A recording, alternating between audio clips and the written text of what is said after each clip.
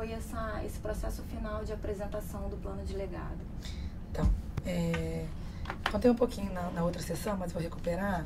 Acho que uma primeira diferenciação é a gente entender exatamente qual é o escopo legal da obrigação da APO nessa história de legado. Acho que durante, especialmente os primeiros anos, 2012, 2013, ainda tinha uma certa confusão de delimitação na linha de que, como se a APO tivesse que ela coordenar todo o processo de discussão do legado dos jogos. E a gente foi, enfim, trabalhando junto com os entes e vamos dizer, refinando a compreensão de que o papel que a lei nos orienta, nos manda, nos comanda, é o planejamento do uso do legado. O que as pessoas que fizeram a lei esperavam da APO é que a APO pudesse, no processo de planejamento dos jogos, garantir que os entes responsáveis pelas instalações, ou eventualmente serviços, mas nesse caso estamos falando basicamente de instalações esportivas, tivessem a preocupação do processo de construção daquelas instalações, de pensar como é que aquela instalação ficaria para o futuro, ficaria para a sociedade e teria um bom uso. Por isso, a lei determina que a gente atue no planejamento do uso do legado. A nossa estratégia foi conversar com os principais entes que a gente já sabia que seriam responsáveis. Aí estamos falando basicamente de Prefeitura e Governo Federal.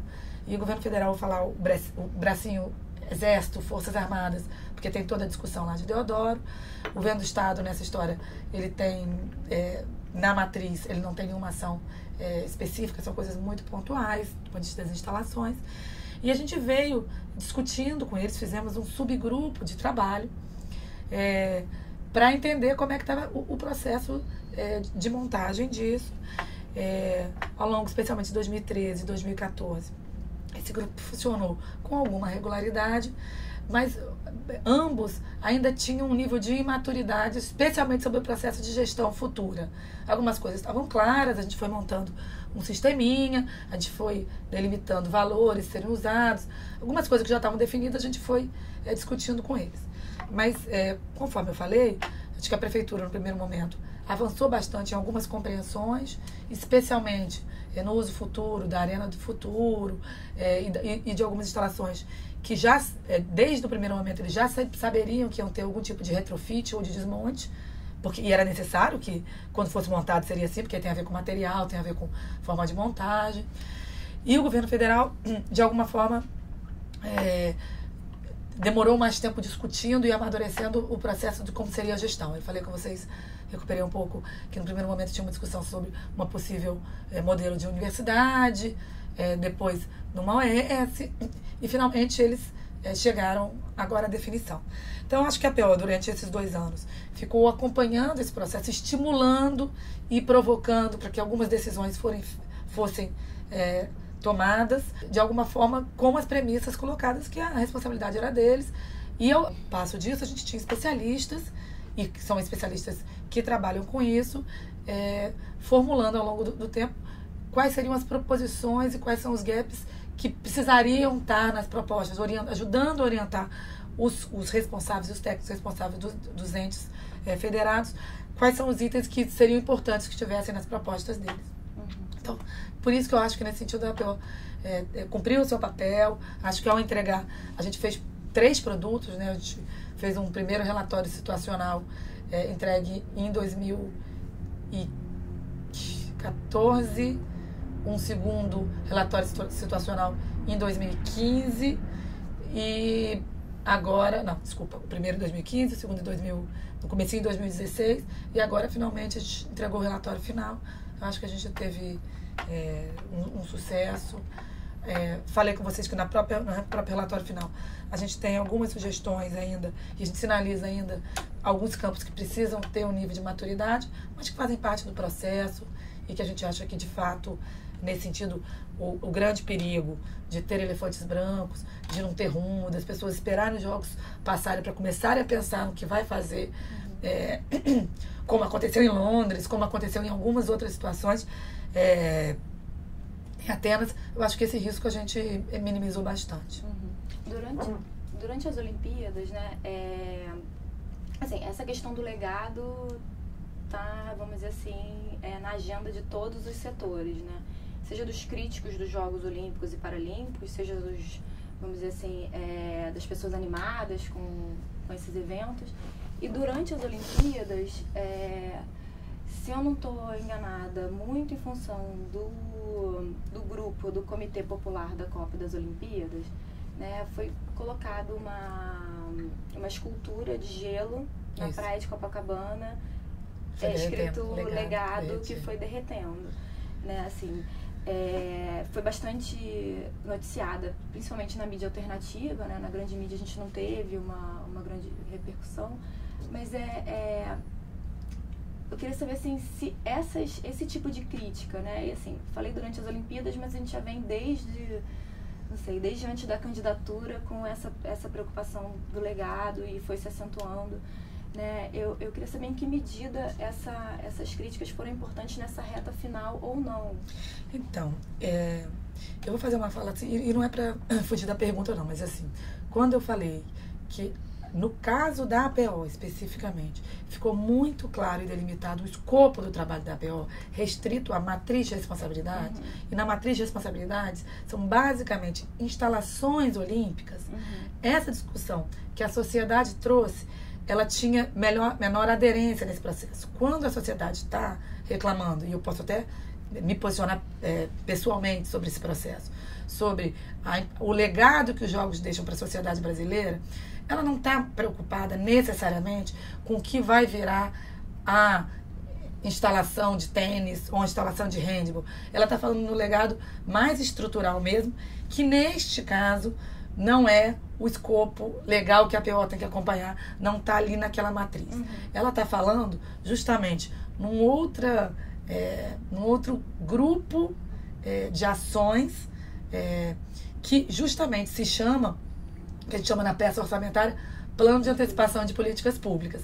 Então, me parece que a grande crítica que a sociedade está fazendo do ponto de vista de legado não está no escopo da ação da APO propriamente dita. Mas, para não parecer que eu estou, de fato, não querendo me posicionar, o que eu acho, e eu tinha falado com vocês também, que dentro desse próprio escopo, a gente previa um determinado momento que a gente acabou fazendo menos do que o desejável por causa do tempo, de ter escuta da sociedade, de ter escuta das universidades, das ONGs, enfim, das organizações sociais como um todo. Mas muito no escopo, então, por exemplo, a discussão lá, vou pegar sempre da Arena do Futuro, que eu acho que é a mais clara, que vai virar as 5 escolas e tal.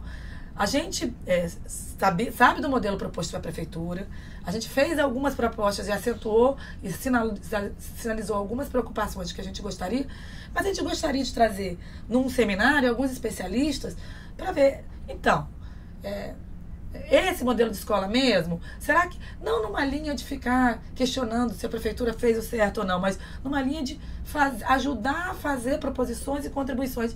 Beleza, é uma escola, mas será que não era bom ter uma escola que tem um modelo assim, assado? Então, tinha um segundo momento que eu acho que ele ia enriquecer o processo e que pode enriquecer ainda. Quer dizer, não está no trabalho que a gente, num determinado momento, pretendeu entregar, que eu acho que não trouxe prejuízo nenhum à nossa obrigação legal, mas que eu acho que traria uma riqueza se a gente tivesse tempo. E que eu acho que os entes podem fazer. Então, assim, uma vez decidido com você essas 5 escolas, pode daqui a 2 meses, 3 meses, 6 meses, nesse processo de desmontagem, fazer um grande seminário e pensar se não podemos pensar um modelo diferente, vamos trazer um cara lá da Espanha que viveu isso, enfim, ou daqui mesmo, que a gente tem grandes especialistas, ou fazer uma discussão entre a questão da escola e a comunidade, por exemplo, que de fato reclama o prejuízo de ter sido deslocada de um processo. Enfim, acho que o fato de, no caso da APO, esse momento que poderia fazer parte do nosso processo de ter uma discussão um pouco mais ampliada com a sociedade não ter sido feito, por um lado eu acho que não traz prejuízo para a nossa missão legal, mas eu acho que o fato de não ter feito, acho que tem por aí o que está colocado. e tem um campo rico pela frente. Tem uma questão, assim, eu concordo inteiramente com você que a grande demanda em relação ao legado está para além das instalações esportivas, mas as próprias instalações esportivas, elas também são um objeto de disputa, né? Eu acho que um exemplo bastante expressivo disso é o Maracanã, né? O complexo Maracanã, o quanto tinha uma escola de atletismo, uma série de outras atividades que hoje em dia não são mais possíveis. A série de bairros, né? Isso, exatamente. A partir das reformas que foram feitas, enfim. E em que medida os Jogos Olímpicos, e aí eu acho que também a Copa do Mundo entra nesse escopo, né? Eles poderiam ter sido uma oportunidade, ou em que medida eles serão uma oportunidade para estimular a prática esportiva, mas para dar acesso também à maioria da população. Verdade. Que não pode pagar, né? Então, assim, e aí, não sei, é mais um comentário, né? Assim, não sei em que medida isso faz parte da preocupação dos entes, né, que vocês coordenam, em que medida isso foi uma orientação de vocês durante o processo, né? Eu acho que é isso mesmo. Acho que você pegou um bom exemplo. Acho que teriam outros. Por exemplo, o próprio Parque Radical, você pode estar lá bonitinho, e eu acho que nossa obrigação era essa, garantir que não vai ter dinheiro público sendo gasto, jogado na lata do lixo, que o modelo de gestão está colocado, que a gente já entendeu qual é o perfil do público que está ali. Mas isso enfim, uma garantia de que, do ponto de vista legal e formal, você vai ter um bom uso do processo. Agora, isso é um pedaço. Então, assim, não seria muito mais legal e não teria que aprofundar uma discussão pegando no X-Park, que é o Parque Radical, para não pegar o Maracanã, ter uma discussão real do uso e aproveitamento da relação de lazer com as comunidades lá, que tem totalmente... enfim, são os técnicos que estão pensando, será que eles não têm ideias que eles possam estar interagindo? Então, de fato, eu acho que o plano de uso do legado, do ponto de vista do tempo e do momento que a gente precisava entregar, até pela possível necessidade de um processo de mobilização, acho que foi uma etapa. Eu acho que tem um campo rico pela frente e acho que, a partir de agora, o que é de melhor, o que pode vir de melhor, é justamente o que você vai conseguir nessa relação sociedade entes públicos. Eu acho que tem um campo pela frente, eu acho que vale a pena investir nisso. Nessa questão uma última questão, né? Você falou que assim, estava previsto esse momento de conversa com a sociedade, de consulta, né? E que não foi possível pela questão do tempo, né? E aí, assim, não era exatamente uma consulta, não era uma lógica de... eu falei que a gente tinha feito um grupo de trabalho com os entes. Nesse grupo de trabalho, a gente montou um plano de trabalho. Nesse plano de trabalho, a gente previa esses 3 momentos. Um relatório situacional inicial, que era a fotografia daquele momento que tinha, para todo mundo alinhar. Um relatório que a gente chama de R2, que seria, quer dizer, um avanço 6 meses depois, e um processo, a gente ia fazer um grande seminário internacional em que a gente teria contribuições de agentes internacionais e nacionais e de algumas áreas específicas para interagir o que está colocado. Vamos dizer, essa segunda fase de conversa que a gente acabou não fazendo, porque naquele momento que se previa fazer isso, que era abril e maio agora, de 2016, a gente não tinha maturidade de algumas definições colocadas para fazer a discussão. Então, você vai discutir um modelo de gestão que abril e maio o governo federal ainda não tinha se posicionado, ia ficar um nível muito frágil do processo. A gente avaliou que, então, a gente entregaria um relatório final que está colocado e eu acho que pode estimular aí. Acho que os entes devem fazer esse processo pela frente, sim. Eu acho que você acabou respondendo uma das questões que eu ia justamente perguntar se foi só a falta de tempo ou se também tinha a questão da falta de verba que a gente conseguiu mapear pela imprensa que a APO sofreu, né? E aí, assim, fazendo um complemento à sua resposta, um complemento de pergunta, né? Se, na sua avaliação, a crise política pela qual a gente vem passando nos últimos praticamente 2 anos, né, 1 ano e meio, enfim, se ela impactou de alguma maneira a definição no âmbito do governo federal, enfim, no âmbito dos outros entes, né, no caso do governo do estado é uma crise muito mais uma crise econômica do que uma crise política, como a gente vê no governo federal, mas enfim, se essas questões tiveram algum impacto nessa definição. Então, gente, assim, acho que impacto tem, não sou eu que estou falando isso, o COI falou isso na abertura, na cerimônia de abertura, o prefeito fala isso o tempo inteiro, todos os entes falam isso. Não é necessariamente, quer dizer, eu acho que a crise política, olhando para a APO, tornou o desafio da APO ainda muito maior. Se uma das grandes missões da APO é a discussão da integração dos entes, quando você tem algumas sucessivas mudanças de gestão, e aí, seja no mais alto nível, que foi o início do processo de impeachment, aí estamos falando de presidenta, né, nesse caso de presidente interino, mas teve mudança de gestão no governo federal, especialmente teve mudança na Casa Civil, teve mudança no Ministério do Esporte, que são os dois órgãos centrais, coordenadores e mais importantes do processo do ponto de vista do governo federal. Teve outros ministérios que mudaram também. Então, assim, mudanças de gestão, eles trazem impacto no processo, porque você retoma relações, mudam pessoas, tem que retomar e voltar. Então, que teve impacto, isso é inegável. E no caso da APO, tornou o desafio ainda maior, porque a gente vai buscando uma tentativa sempre de integração nesse processo.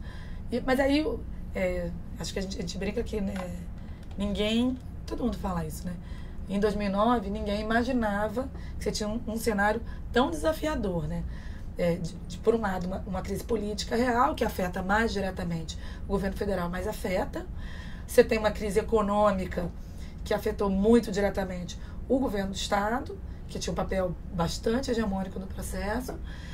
E você tem uma crise econômica que também pegou muito o Comitê Rio 2016, que é o comitê, vamos dizer, executor, o privado que normalmente tem mais facilidade de ter aquele punch final, e aí também algumas dificuldades financeiras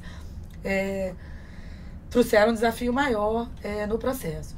Nesse sentido, quem teve o maior equilíbrio nesse processo, seja político, econômico, foi a prefeitura, do ponto de vista... E o prefeito sempre teve esse papel também, pelas relações políticas que ele tem, de garantir a integração, de buscar colocar todo mundo na mesma vibe e de estar puxando o barco para frente. Na verdade, Juliana, o que eu queria perguntar tem a ver até com uma informação que você mencionou na primeira parte da entrevista, que é em relação à surpresa do aumento de vendas dos ingressos, né, dos Paralímpicos. E que eu queria entender só um pouquinho que, assim, isso, você falou que o comitê teve que replanejar, na verdade, a etapa onde estava. E o que eu queria te perguntar é o seguinte, se esse replanejamento trouxe algum impacto na mudança da matriz naquele estado atual, que deveria estar naquele momento. Que ali a gente teria que ter já algumas coisas finalizadas, que tiveram que ser retomadas, segundo o que eu entendi que você falou.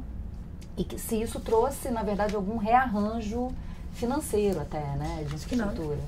Foi bom você me dar a oportunidade de até esclarecer um pouco melhor. Na verdade, assim, primeiro que assim, a coisa do Paralímpico, na conjuntura que eu falei, é o seguinte, desde sempre houve uma aposta, eu contei um pouco isso para vocês, num sucesso dos Jogos, tanto Olímpicos como Paralímpicos. A gente...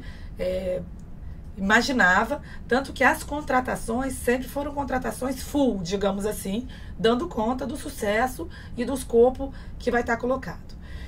Porém, nos últimos, um mês e meio antes dos Jogos, a gente esperava, e aí a gente, que eu falo mais comitê, porque essa coisa de ingresso é com ele, a relação mais comercial é com ele, mas o comitê esperava que a venda dos Jogos Paralímpicos dos ingressos tivesse melhor do que estava. Então, na véspera dos Jogos Olímpicos, a venda dos Jogos Paralímpicos, dos ingressos, estava mais baixo do que o imaginado, do que o desejado, do que o planejado. E aí o comitê falou, opa, vamos ter que lidar com uma realidade de muito baixo público nesse processo, se não fizermos algumas situações. Então, assim, por outro lado, tinha uma série de ações dos governos em relação às escolas públicas para garantir, porque a coisa de ter ingresso, quer dizer, de ter gente, não é só a forma de arrecadar o dinheiro do ingresso. Quer dizer, claro que arrecadar o dinheiro do ingresso é uma coisa importante. Mas especialmente no Paralímpico, os ingressos são bem mais baratos, não é a fonte de recursos mais importantes. O problema era você ter um jogo esvaziado, um Paralímpico esvaziado, uma oportunidade que é super legal para a imagem do país, para o estímulo dos atletas, enfim, para o esporte brasileiro, paralímpico, que é um sucesso, que é um modelo, enfim. Então, aquilo começou a preocupar o comitê. E aí foi o que a gente deu aquela virada. Em função do engajamento e do sucesso dos Jogos Olímpicos, enfim, explodiu de vendas. E aí houve isso que eu falei. Você tinha um planejamento full. Teve um determinado momento que um mês antes o comitê falou, vou começar a replanejar para diminuir o escopo de serviços. E esse movimento foi um movimento que acabou tendo que ser revertido. Não, vamos manter o planejamento original, porque, de fato, vai ser um sucesso como a gente pensou lá atrás e que teve um determinado momento que a gente deu aquela desanimada. Do ponto de vista da matriz, isso não teve nenhum impacto, que a matriz entra basicamente obras e alguns poucos serviços. Alguns serviços que entram na matriz é só a questão da energia elétrica, que é a energia temporária, na verdade a TPP que a gente chama energia temporária, gerador, e aí já estava planejado um nível específico, o planejamento ficou igual. E a outra coisa é a discussão de um plano de ação da Light, que entrou recentemente, que também não teve impacto. Então, te respondendo objetivamente, do ponto de vista da matriz de responsabilidade, não teve mudança nenhuma, porque o impacto de serviços é muito pequeno. O que pode ter algum tipo de rearranjo de planejamento é na carteira de projetos. Na carteira de projetos é onde são os itens e serviços de contrato do Comitê Rio 2016. Esse a gente não acompanha com o nível de monitoramento de detalhe que a gente acompanha a matriz, então eu não saberia aqui te dar detalhes. Mas a minha intuição é que, na verdade, não deve ter tido grandes mudanças, porque, na verdade, eles devem ter mantido de pé o planejamento original, que num determinado momento foi pensado em ter algum tipo de redução de escopo. Mas eu não consigo te responder isso objetivamente, porque esse tipo de serviço, que é privado, a gente não tem um acompanhamento do ponto de vista comercial. Tem uma dimensão do legado, assim, quando você falou na segunda-feira, né, sobre o legado intangível, né, e pensando sobre um pouco a ideia da marca Rio, né, que imagem do Rio de Janeiro vai ser exportada, e mesmo internamente no Brasil. Eu fiquei pensando também que tem uma outra dimensão que a gente acabou falando aqui também um pouco, mas do próprio aprendizado de gestão, né?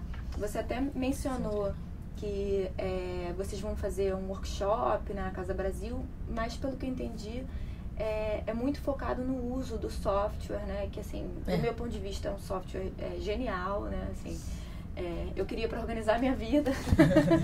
Mas, e aí, assim, pensando num escopo maior, né? Como é que vocês estão pensando, se vocês estão pensando de alguma maneira o legado dessa parte da gestão? Então,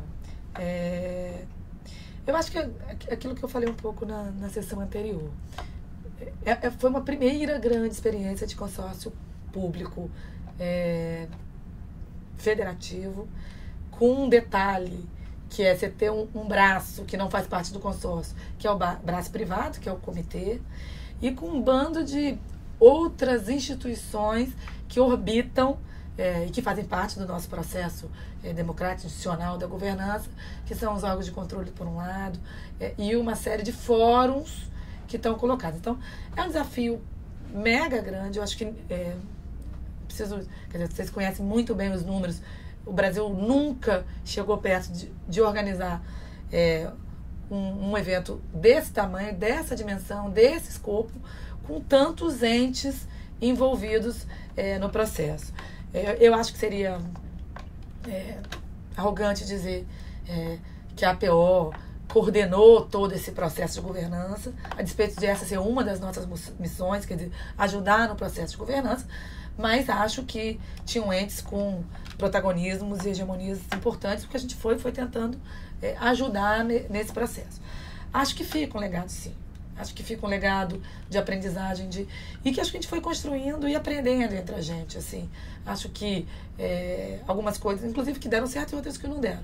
Quando eu acho que a gente, nos 2 primeiros anos, aprendeu a trabalhar em grupos de trabalho, foi uma forma, foi uma aposta de trabalhar integradamente, de pensar a formulação integradamente nesse processo, que depois também mostrou-se que esse integrado precisava ter uma hora que cada um tem a sua autonomia, precisa respeitar e precisa deslanchar, e cada um botou seu plano operacional de pé, com algumas reuniões, e a gente foi montando o melhor modelo de reunião. A gente brinca que agora, no final, a gente faz todo dia um call, né? Em que a gente bota os principais entes sentados, e são reuniões de 10 minutos só para passar o que está colocado. A gente foi aprendendo a não fazer nesse call. O primeiro call levou 1h30, todo mundo relatando. Gente, não dá para determinado momento que você chega dos jogos. Então você vai aprendendo a criar modelos de gestão no processo, cada um com o seu aprendizado. Contei um pouco para vocês, por exemplo, que as reuniões que o prefeito fazia com a rotina que ele se propunha, acabou sendo a reunião principal da governança. Então, os modelos foram sendo montados a partir do que a realidade se colocava. Mas eu não tenho dúvida, e acho que esses são os vários depoimentos de várias áreas, de que o legado da integração ficou. Então, assim, se você ouvir a área de segurança falando, em todos os debriefings que eu já fui deles, desde os eventos testes, agora dos jogos, a primeira coisa que eles ressaltam como ganho foi o processo de integração entre as polícias, entre os poderes, que historicamente tem as suas caixinhas. Na área de energia, a mesma coisa. Então, acho sim que teve grandes avanços, grandes aprendizados. Acho que o Rio de Janeiro não só mostrou, e acho que o Brasil, o Rio de Janeiro, que é capaz de fazer entrega de eventos dessa natureza, com esse nível de complexidade dessa dimensão. Mas eu acho que se vier uma outra Olimpíada pela frente, a gente já vai começar, do ponto de vista da governança e da integração, num outro patamar. Acho que teve um aprendizado muito bacana, teve erros, teve áreas que a gente avançou mais, acho que tinha áreas que a gente avançou menos, mas sim, acho que a lógica da governança foi um legado importante. Acho que assim, dessa questão do legado dessa governança, acho que tem alguns movimentos importantes, né? Um deles diz respeito à documentação, né, da APO e para o Arquivo Nacional. A Fundação Casa de Rui Barbosa também está atrás de, pelo menos, parte dessa documentação. Esse projeto que a gente está fazendo, né, do ponto de vista das entrevistas de história oral, também é um movimento nesse sentido, né, de organizar, de ter aqui os depoimentos de vocês que participaram. E também tem a questão da formação dos recursos humanos, né? Assim, definitivamente, e servidores espalhados por todo o Brasil. Estão previstos workshops, ou enfim, alguma... Eu falei workshop, mas pode ser outro modelo, né? Assim, de passar adiante o conhecimento que vocês tiveram, estão construindo, né? Como você mencionou, para outros servidores, enfim, tanto dos níveis municipais, estaduais ou do nível federal. Porque essa questão da governança, da integração, pelo menos do meu ponto de vista, né, e tem vários especialistas também apontam, que é um grande gargalo nas políticas públicas, assim, de um modo maior, de saúde até de cultura, né, enfim, passando por vários, né, vou dar um exemplo, nas minhas pesquisas sobre patrimônio, quando eu estou fazendo campo, sempre há reclamações, tanto no IFAM quanto no INEPAC, e você vai para outros setores, o quanto a gente tem dificuldade de implementar certas políticas, porque a gente depende das outras pastas e tal. Então, assim, em que medida a gente pode ir além de um aprendizado, né, de uma organização, de um mega evento, ou de um mega evento esportivo, e quanto a gente pode trazer isso para o dia a dia da formulação das nossas políticas? Eu acho que é ótimo que você está... Enfim, você foi falando que eu fui lembrando de vários exemplos. Inclusive, vou dar um exemplo depois da área do patrimônio, mas tentando te responder objetivamente. Eu acho que todos os entes vão fazer algum momento de debriefing, balanço ou transferência de conhecimento. O COI e o comitê têm por obrigação fazer isso. Ele está programado, se eu não me engano, para novembro. Um grande debriefing. Tem que fazer transferência de conhecimento, inclusive para a próxima sede, que é Tóquio, mas tem um processo de transições que estão colocadas. Eu não saberia te dizer aqui exatamente, eu sei que tem alguns marcos, e acho que, inclusive, é proposital ter um debriefing em novembro, porque tem uma coisa que a gente chama que é o hot debriefing, que é assim, tem que ser no dia seguinte, para você pegar a emoção, para o cara reclamar que ontem... E você tem a coisa do tempo da gaveta e você conseguir fazer, normalmente, uma análise mais estratégica, mais calma, 2 meses depois. Eu estou falando isso só do que eu sei que já está montado pelo comitê, que é uma obrigação que está previsto nos processos normais que o COI faz em todas as Olimpíadas. A prefeitura já falou que vai fazer alguns balanços. Eu não sei em que modelos, o quanto que vai ter publicações, o quanto que vai ter entrevistas coletivas, o quanto que vai ter seminários. Acho que o governo do estado vai fazer a mesma coisa. O governo federal fez isso na Copa do Mundo. O governo federal fez, inclusive, com foco na questão do legado. Então, eu me lembro que a Copa acabou em julho. E em dezembro, eles fizeram um grande seminário. A gente participou de legado. Então, imagino que o governo federal também vai fazer isso. É claro que está todo mundo enlouquecido entre ainda agora entregar os Paralímpicos. Eu acho que o mês de outubro vai ser um mês importante para isso. Do ponto de vista da APO, isso não está totalmente colocado. A gente, enfim, nesse momento, o nosso compromisso com a gestão atual é de fazer algumas coisas formais que a gente precisa fazer, alguns relatórios de atividade, alguns fechamentos e organização do material que está colocado. Mas acho que, eventualmente, dependendo do desdobramento, do pensamento das gestões que vão estar colocadas na APO, seja possível, acho que meio óbvio e necessário que se faça esse processo.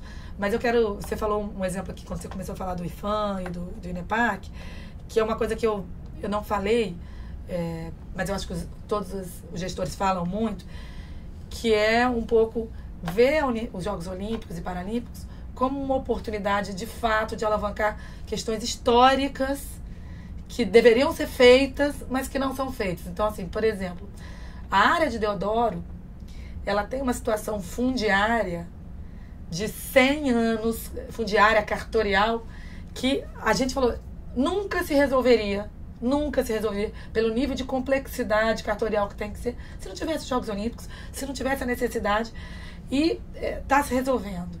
Um outro exemplo que a gente tem é algumas relações entre a Prefeitura e a SPU, a Secretaria de Patrimônio da União. Eu me lembro que a gente tinha que fazia a relação com a SPU sobre várias autorizações para o uso, por exemplo, da praia de Copacabana. E a própria SPU falava, a gente está há alguns anos tentando fazer um processo de cessão formal da praia de Copacabana para a Prefeitura do Rio de Janeiro, que é o natural, porque não tem cabimento. Eles falavam que, às vezes, eles abriam um processo para fazer um evento bobo e que não tinha nenhum, que a gente estava cumprindo todas as regras, todos os cuidados patrimoniais, ambientais, mas a lista de coisas que tinha que se cumprir, eles abriam o processo, mas fechavam o processo 2 anos depois, que o evento já tinha sido feito, inclusive. Respeito do proponente, cumprir tudo bonitinho, estava legal, formal. E tinha a prefeitura no meio do caminho, enfim.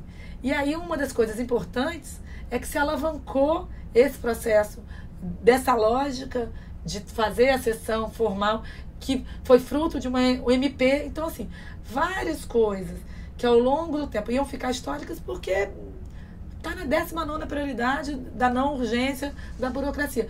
Mas como a Olimpíada virou a prioridade, já que a gente vai fazer isso para a Olimpíada, vamos fazer de verdade, para deixar como legado para a população, vamos fazer mais estrutural. Então, tem alguns exemplos importantes nesse processo e que eu acho que, nesse sentido, os Jogos alavancaram conquistas importantes nesse processo. Tem alguma questão sobre... Bom, Aí pensando assim, fazendo uma ponte dessa questão do legado e da governança, pensando na matriz de responsabilidade. A gente conseguiu mapear pelos jornais, acho que assim, não é segredo para ninguém, as críticas públicas que foram feitas em relação ao aumento do valor do orçamento e que foi espelhado nas atualizações da matriz de responsabilidade, né? Assim, e aí eu queria te ouvir um pouco como é que foram pactuadas assim, no âmbito, né, a APO como uma coordenadora, né, assim, um órgão de, vamos dizer assim, de articulação, de diálogo, como é que foram pactuadas entre os entes, né, e como é que foi essa relação com o Tribunal de Contas da União à medida que essa matriz foi sendo atualizada e foram acontecendo aumentos de orçamento. Tá. Então, na verdade, a gente está na 5ª atualização da matriz. Contei um pouco para vocês, quando o general Fernando chegou e depois com toda a continuidade do presidente Marcelo, o grande desafio e o nosso grande compromisso era ter uma matriz, né, que não tinha uma matriz, e a gente tinha algumas premissas, a matriz tinha que ser uma das peças orçamentárias para garantir a transparência do processo, mas não adiantava a gente fazer uma coisa goela abaixo dos entes, porque a gente ia publicar uma matriz e a gente ia falar, se eu não concordo com nada disso, em 2 minutos ia ficar totalmente desqualificado o processo. Então, além da premissa da questão da transparência, quando a gente fez um grupo de trabalho de técnicos para discutir qual ia ser a metodologia da matriz, quais são os critérios colocados, uma das premissas é que a aprovação da matriz tinha que ser com unanimidade dos 3 entes. Então, a gente tinha o cuidado de, nos momentos públicos, às vezes a gente fazia entrevista coletiva, às vezes a gente fazia evento, ter os 3 entes sentados na mesa, se propondo e, vamos dizer, e validando aquele processo. Então, essa era uma premissa. A importância de ter um consenso naquela matriz e que todos pudessem sustentar que aquela era uma peça orçamentária.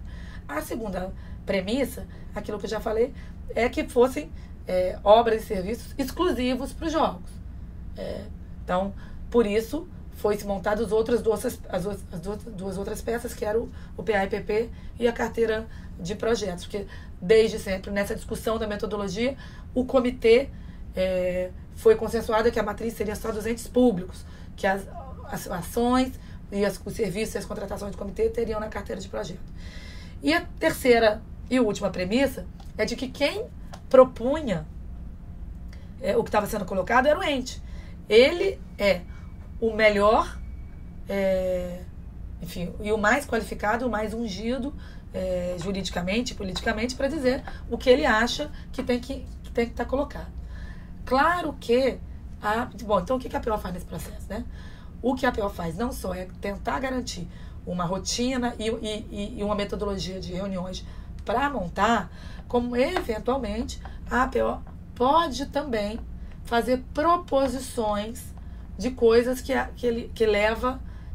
deveria que a matriz fosse contemplada. E aí leva para o CPO e o CPO fala, não, eu concordo, ou eu não concordo. E aí, se não concorda, ele diz por que não concorda. Por exemplo, num determinado momento, a APO entendeu de propor que algumas ações de segurança fossem incluídas na matriz. E a gente levou esta proposição. Se pegar as nossas atas, vão ver que a gente levou a proposição. No caso, e o governo federal, com toda a autoridade e legitimidade pertencente a eles disseram, não, essas ações que vocês estão propondo são ações de Estado. Portanto, a gente acha que não tem que ter. O que a gente está chamando de ações de Estado?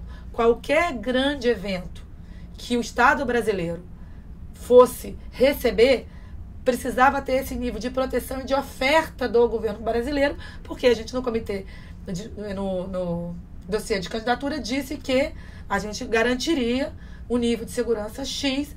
Então, assim, não é aquela exclusiva dos Jogos Olímpicos. São ações de Estado, e como são as ações de Estado, e tem um nível de sigilo de alguma série de questões, a gente acha que não tem que estar na matriz. E aí a gente acatou esse processo. Agora, isso é pouca transparência? Enfim. Aí eu acho que é uma discussão mais orçamentária. Acho que o tribunal tem se posicionado em relação a isso. E o que a gente tem tido o cuidado, e o que a metodologia prevê o cuidado, é de trazer toda a argumentação necessária de um lado e de outro, permitindo que as pessoas pudessem se posicionar com seus argumentos, fazendo as suas defesas e mediando o processo. Eu, Juliana, acho que a gente tem um nível de... eu sei que a imprensa tem batido nessa questão da transparência. Eu acho que a gente tem um nível de transparência bastante razoável. Bastante razoável. Eu acho que se você olhar as 3 peças, e aí tem uma discussão específica sobre a carteira de projetos, que eu acho que é menos conhecida, e o comitê tem defendido porque que ele tem mais cuidados sobre isso, ele tem toda uma argumentação sobre alguns sigilos com contratos, que é uma outra discussão do comitê, e como é privado, enfim, não está no escopo, não tem minha obrigação legal de ter um nível de acompanhamento maior. Mas se você for pegar as 3 peças orçamentárias, eu acho que elas dão, de fato, uma ideia importante do gasto dos jogos, da lógica dos jogos e das principais questões. Até porque a gente tem uma convicção de que, do ponto de vista da relação do dinheiro público e do dinheiro privado, o modelo pensado é um modelo muito favorável comparado com os outros jogos. Podemos aqui até fazer uma outra discussão, que é uma discussão que eu acho que é muito contemporânea, do quanto que uma cidade só comporta esse processo. E eu acho que é menos aquela discussão do gasto, do prejuízo, da saúde e da educação. Mas o impacto, de uma maneira geral, assim, de fato, o próprio COI está revendo isso. Será que não é melhor para todos, seja para os cidadãos daquela cidade, seja para o entorno, seja para o país, você dividir um pouco mais isso, você ter 2 ou 3 cidades-sede, será que não garante um equilíbrio, uma harmonia maior no processo? Será que não é menos sofrido do ponto de vista... Então, acho que isso é uma discussão que está colocada. Mas acho, sim, que se pensar historicamente no equilíbrio entre o privado e o público, acho que o saldo é bem positivo do ponto de vista do cuidado, da transparência dos gastos públicos no processo. Essa questão do orçamento, né, há uma certa confusão, né, na mídia e acho que até em outros setores, mesmo eventualmente a gente percebe em algumas algumas falas públicas, né, de membros do TCU, do Tribunal de Contas da União, que vem um pouco da soma dessas 3 questões ligadas aos jogos, né? A matriz de responsabilidades, o plano de políticas públicas, né, e a carteira de projetos.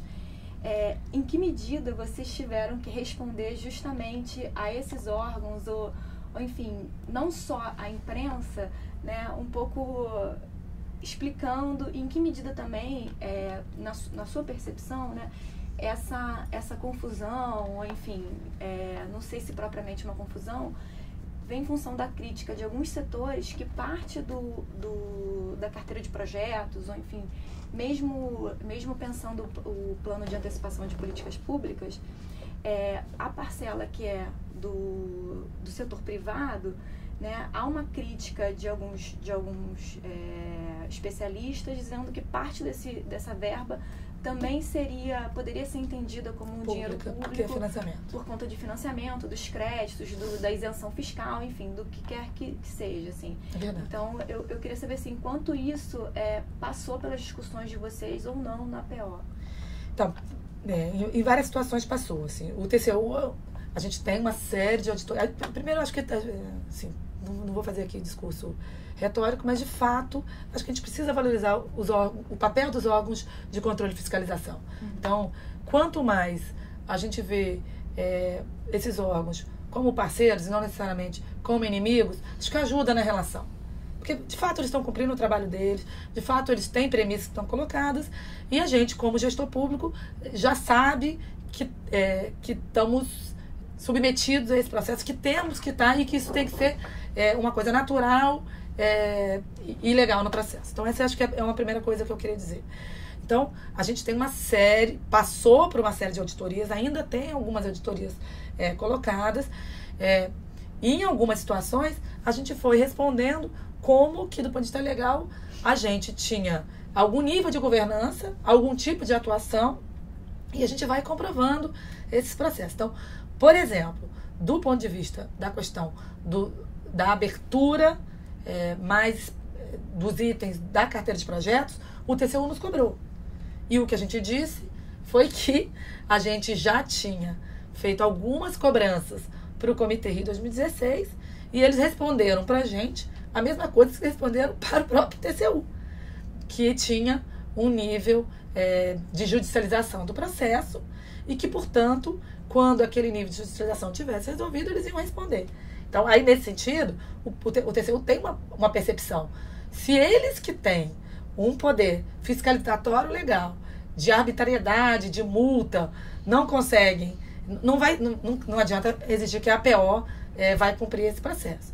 O que a gente pode demonstrar é que a gente fez alguns movimentos para sinalizar que seria importante do ponto de vista colocado. Então, assim, sendo muito objetiva nessa resposta. Tem um outro lado de outras situações que o TCU vem nos cobrando e que a gente vai, por exemplo, na coisa da isenção fiscal. Inicialmente, a gente estava também inserida no processo de auditoria. E a gente foi respondendo o nível de atuação e de acompanhamento que a gente fazia. Então, a gente mostrou, por exemplo, no caso das isenções fiscais, que tinha um controle burocrático, administrativo específico que a Receita fazia e que naquele processo a gente não tinha nenhum papel, nem deveria ter papel nenhum. O nível de acompanhamento que a gente fazia com a Receita era um outro tipo de coisa.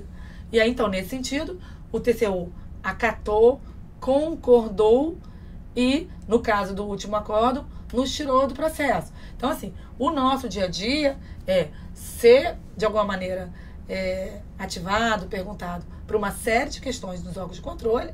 A gente responde muitas coisas, e muitas coisas a gente acompanha, fala o nível de acompanhamento, defende e mostra o que pra gente do ponto de vista metodológico, o nosso acompanhamento. E é um acompanhamento do ponto de vista de monitoramento estratégico, que não tem cabimento a gente fazer um nível de fiscalização, porque nós não somos um órgão fiscalizador.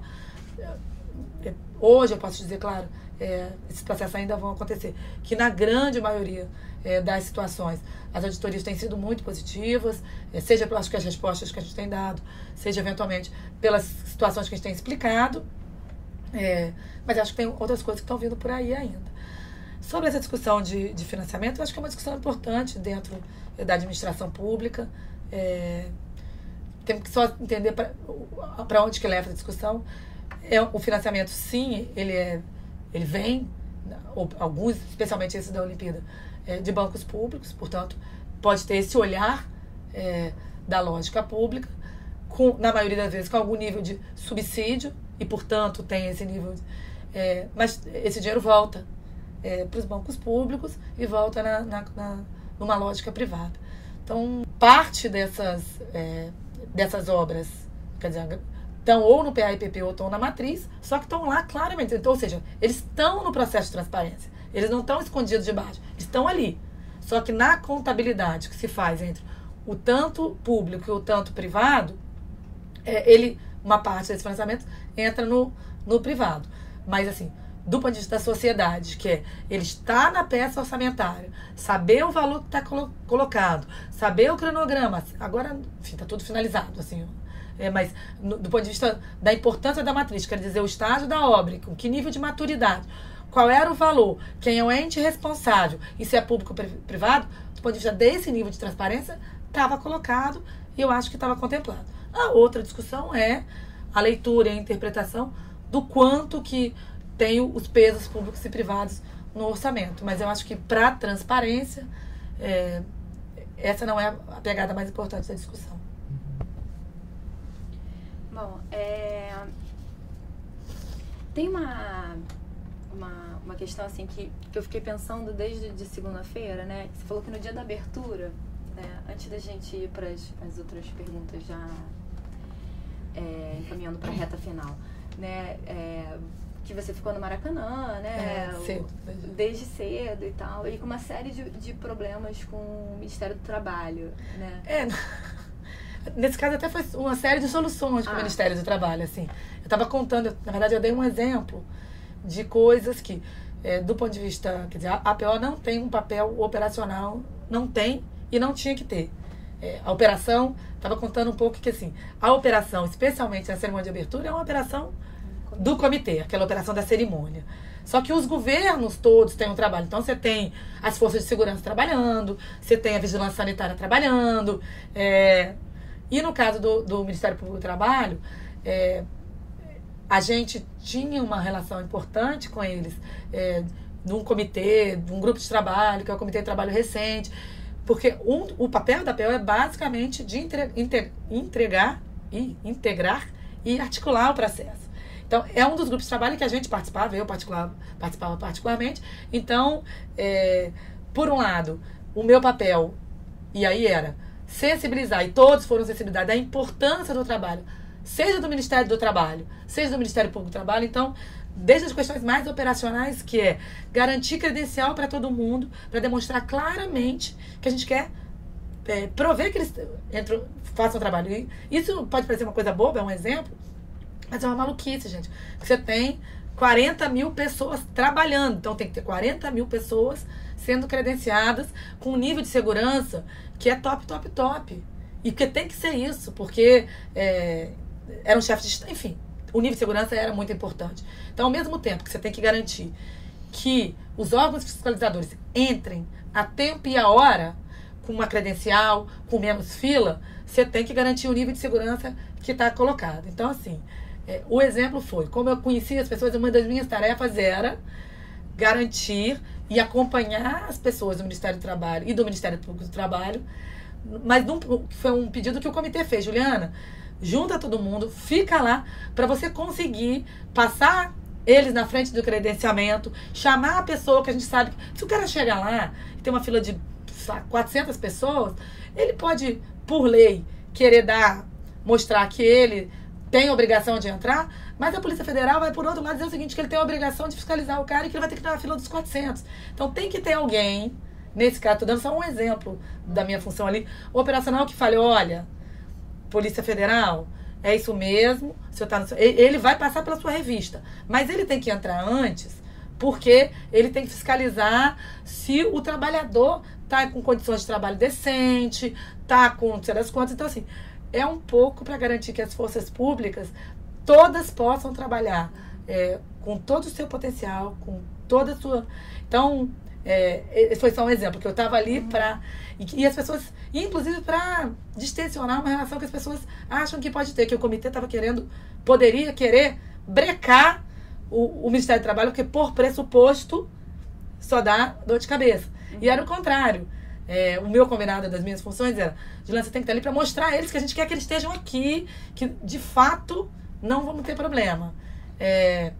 E os problemas que tiveram, e tiveram vários, todos corretamente, têm que ser tratados. E na maioria das vezes, nesse caso do Ministério do Trabalho, é com empresa privada e terceirizada. Então, se tiver alguma coisa errada, tem que ser punida, tem que ser consertada e tem que ser feito.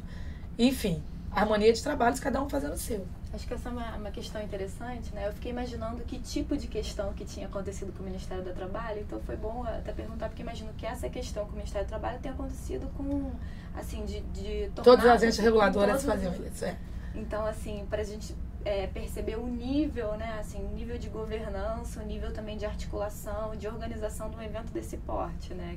Pois é, porque aí, assim, essa é a ponta do dia. Mas, por exemplo... nessas reuniões que eu falei do Grupo de Trabalho com o Ministério do Trabalho, tinha toda uma discussão de como é que a gente ia fazer a questão de voluntários. Porque na legislação brasileira tem um nível de normatização para voluntários, mas não tem uma série de detalhamentos específicos para um evento desse porte. E qual era a preocupação de todo mundo, inclusive da Superintendência de Trabalho aqui? É que cada fiscal usasse um critério, usasse um sarrafo. Um muito aqui e outro muito aqui. Então, assim, nós não íamos criar uma lei para isso. Mas a gente trabalhou uma nota técnica para poder orientar o processo de padronização da ação dos fiscais. E a gente trabalhou junto. Ministério do Trabalho de um lado, comitê do outro. Como é que isso pode dar certo? O comitê contando como é que é a operação dele, detalhando, o Ministério do Trabalho falando, mas para aí, isso aqui não dá não, isso aqui não dá não. Então você já muda a tua operação aqui, porque isso aqui é um padrão, vai ter que, não é o caso, mas vai ter que ter 1h30 de almoço, vai ter que ter isso. E aí a gente combinou isso no processo. Então, o processo de planejamento, esse é só um dos exemplos, ele prevê esse tipo de coisa. O planejamento o mais possível integrado do mundo. Bom, esse é o mundo real do combinado. E lá na hora, como é que se coloca? Então, por isso que é importante que o superintendente esteja junto, que o supervisor esteja junto, para lembrar assim, fiscal, você não estava na reunião, talvez você não tenha lido a nota técnica, mas é assim, não é nem mais nem menos do que você está colocando. Enfim, então, acho que são exemplos importantes. Agora, mesmo assim teve problemas, se eu acompanhar na imprensa, você vai ver. O Ministério do Trabalho embargou várias obras. Teve uma série de problemas. E é isso, é a vida real. As obras foram embargadas porque eram necessárias, as empresas tiveram que se adequar. O Brasil está aí para isso, a gente não é uma república de banana, a gente tem uma legislação importante, a gente tem que proteger nossos trabalhadores e as empresas têm que cumprir. Mas as empresas não cumpriram porque o comitê foi frouxo? Na maioria das vezes não. Se você for olhar os contratos, porque a gente discutiu isso com o Ministério do Trabalho, os contratos que o comitê faz com as terceirizadas previam que os caras tivessem que fazer tudo aquilo. E não fizeram. Então não fizeram. Vão lá e paguem e sejam punidos pelo que está o processo. Tem um prejuízo de atraso das obras? Eventualmente tem. Como é que a gente trabalha? A gente, nem nenhum órgão público, hora nenhuma, foi lá e pressionou o Ministério do Trabalho. Libera aí, mesmo o cara sem capacete. Ao contrário, o que a gente fazia era, por favor, empresa, compre os capacetes pro cara. Mas a gente sensibilizava o Ministério do Trabalho. Eu sei que normalmente vocês não trabalham no final de semana, mas a obra está atrasada. Você pode ir lá e ver se ele cumpriu o que a legislação mandou no sábado. E o Ministério do Trabalho, com a sensibilidade que ele teve da importância do calendário, ia lá no sábado e fazia. Então, esse tipo de articulação a gente fazia. Todo mundo cumpria a lei, mas tinha um nível de flexibilização, no sentido de engajamento, que fazia toda a diferença. Acho que aí eu me lembro bem assim, de uma conversa que a gente teve lá no Comitê Rio 2016 com o André Caldas, né, dele dizendo que nesse caso tinha um muro, né? Não era possível alargar o prazo, né? Os Jogos Olímpicos estavam dados, então acho que essa flexibilidade vem um pouco em função desse calendário que não era possível ser assim flexibilizado de jeito nenhum, né? Quando o marco final. É isso mesmo.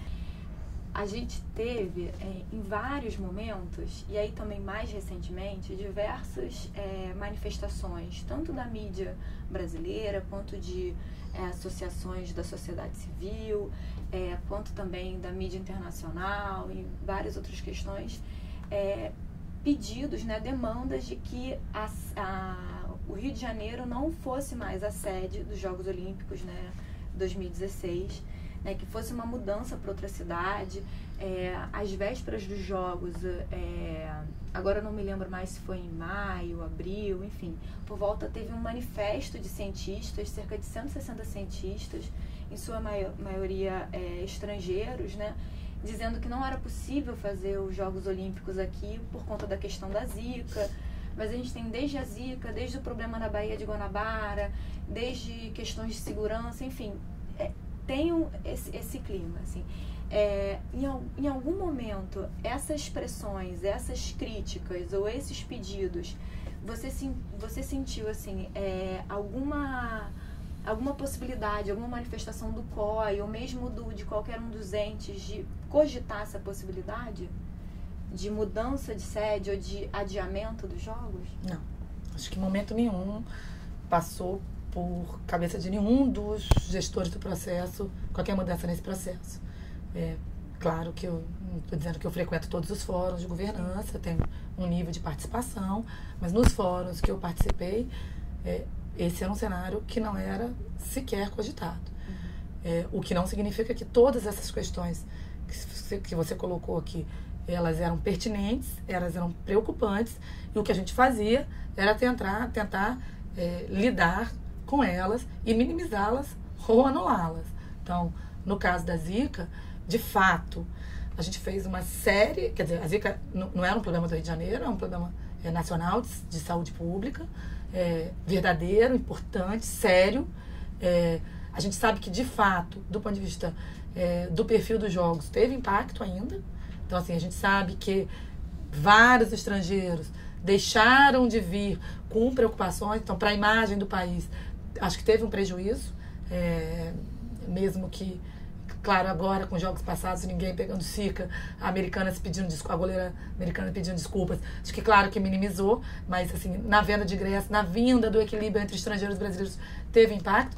Mas a nossa preocupação era, de fato, ter algum tipo de ação para resolver. Primeiro, para resolver o Brasil. Quer dizer, claro que o Ministério não fez as ações que ele se pressupõe a fazer por causa das Olimpíadas. Fez por causa do povo brasileiro, pelo compromisso que tinha que fazer. Mas, claro, que teve ações específicas.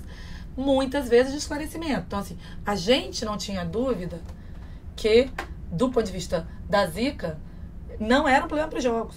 Quer dizer, a Zika é um problema de saúde pública, com a microcefalia, e continua, e o Ministério tem que continuar com as ações que ele tem que fazer, porque não acabou. Agora arrefeceu, porque a gente sabe que você tem um ciclo do mosquito e que em agosto não seria um problema. Como não é... então, aí, nesse sentido, era muito mais um problema de comunicar e dizer, gente, sem minimizar o problema da Zika, no caso dos Jogos Olímpicos, não é um problema. Não vai ter mosquito aqui pegando vocês podem vir com tranquilidade. Mas era um problema. E aí, como é que você contra-ataca um pouco desse poder? Você tem um manifesto de 150 cientistas, a gente tem que botar outros cientistas também falando. Então, pegamos a Fiocruz, pegamos a OMS, fizemos uma série de trabalho com ele, não para mascarar o problema, mas para ter uma política de comunicação séria do processo. Não para dizer que a Zika não é um problema, para dizer, o governo brasileiro está preocupado, mas não é com os Jogos Olímpicos. Esse não se trata desse processo. Então, tiveram várias ações dos gestores com foco nas Olimpíadas, do ponto de vista de comunicar melhor. No caso da Baía de Guanabara, eu já falei um pouco na outra sessão, tinha algumas ameaças, especialmente da federação, de pedir para mudar não de país, mas para abusos, tinha umas discussões. Mas é o tipo da coisa que, do ponto de vista dos jogos, as respostas eram respostas mitigadoras. Então, teve toda uma ação para ação. Então, assim, os ecobarcos funcionavam antes? Funcionavam. Eram menos. A gente aproveitou para todos pressionar e o próprio governo do estado fazer um esforço grande de botar mais ecobarcos. Vai ficar comungado? Vai. Se fosse os Jogos Olímpicos, em vez de ter 3, ia ter os 12? Não sei. Lamentavelmente tinha que ter 12, independente de ter jogos ou não tem. Mas assim, os jogos, de alguma maneira, forçam esse processo, porque tem pressão da mídia, tem pressão da federação. Mesma coisa, ecobarreiras. Então, tiveram uma série de ações mitigadoras que tinham um foco nos jogos, mas que eventualmente, espero, e vão ficar como legado. Então, ecobarreira e ecobarco vai ficar como legado. Vai resolver o problema da saneamento da Baía de Guanabara? Não vai, que é muito mais complexo, que você tem a ver com uma série de municípios, enfim, tem um nível de complexidade aqui. Talvez pudéssemos ter, quer dizer, o governo teria oportunidade? Teria, mas enfim. Então, tentando te responder, a própria questão da segurança. Em momento nenhum, quer dizer, os níveis de segurança foram aumentando, porque os cenários internacionais foram trazendo cenas. O que a gente fazia era cada vez mais se fortalecer e intensificar o processo de planejamento. Mas do ponto de vista da segurança do Rio, isso é um pouco o que o prefeito fala. Nós não vamos transformar o Rio numa cidade maravilhosa nem numa bolha. A despeito de saber que as forças de segurança estavam mais na rua, o exército na rua, é uma situação de exceção. E aí era importante para uma sensação de segurança, mas ninguém fica dizendo para os gringos que é sempre assim, que tem sempre exército na rua. Porque não tem cabimento, porque eles não estão aí para isso, porque não faz nenhum sentido esse tipo de coisa, eles não estão preparados para fazer segurança pública. É uma situação de exceção específica, porque as Olimpíadas são uma situação de exceção muito específicas. Então, assim, de fato, hora nenhuma, que eu saiba, nenhum dos gestores trabalhou com a possibilidade dos jogos não acontecerem. Teve uma questão polêmica durante os jogos, né, que diz respeito à proibição do COI, né, e aí se viu refletida no comitê, a proibição de manifestações políticas dentro dos equipamentos esportivos, né, dentro do Parque Olímpico, enfim, dos estádios e tal.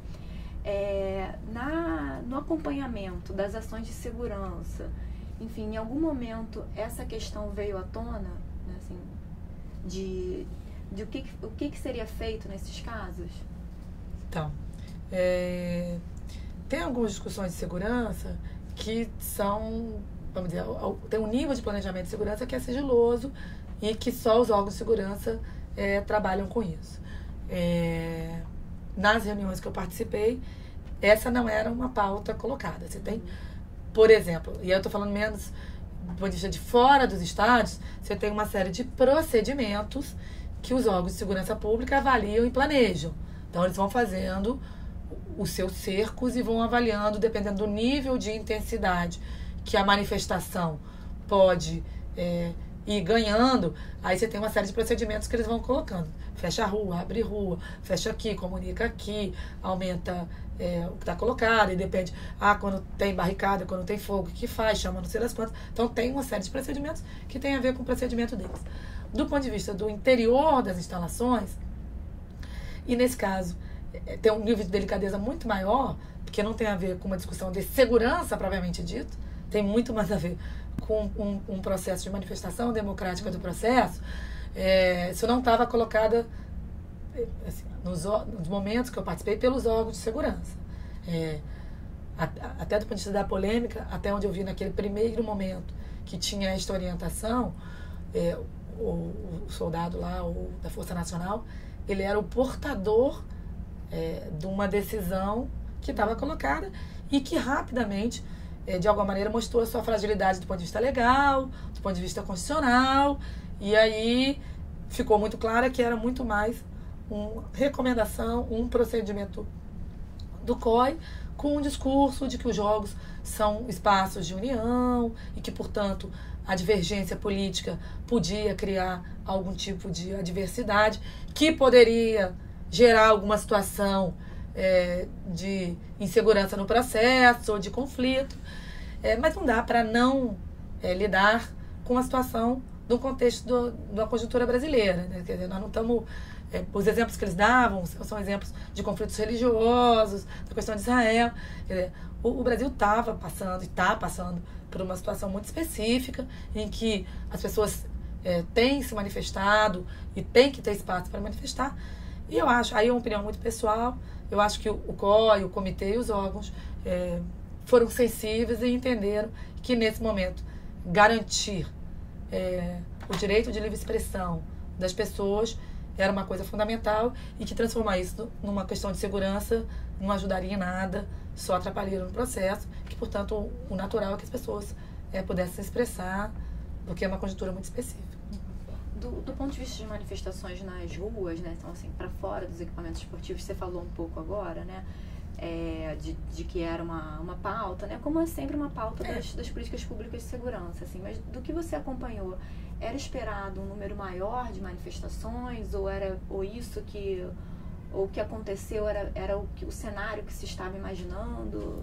Eu não sei, eu não consigo te responder essa pergunta, porque normalmente quem trabalha com esse tipo de expectativa são as agências de inteligência, né? Porque aí tem todo o mapeamento de rede social e tal. E esse tipo de informação é sigilosa, eu de fato não acompanhei. Isso não aparecia nas pautas, né? Nas reuniões, provavelmente aparecia nas reuniões específicas mas, de assim, segurança. Nas reuniões de todos os entes, ele não tinha esse nível de... Até porque é isso, tem que, quer dizer, imagino, eu não sou da área de segurança, nem da área de inteligência, mas imagino que um dos grandes segredos para eles terem algum sucesso no mapeamento de qualquer tipo de acompanhamento. E aí, assim, eu não quero aqui fazer um discurso inocente, mas quero crer, e acho que, do ponto de vista das polícias, das forças de segurança pública, eles não se planejam para fazer necessariamente a repressão. O que eu sempre ouvi é que o planejamento é para lidar com uma situação de garantia de direitos.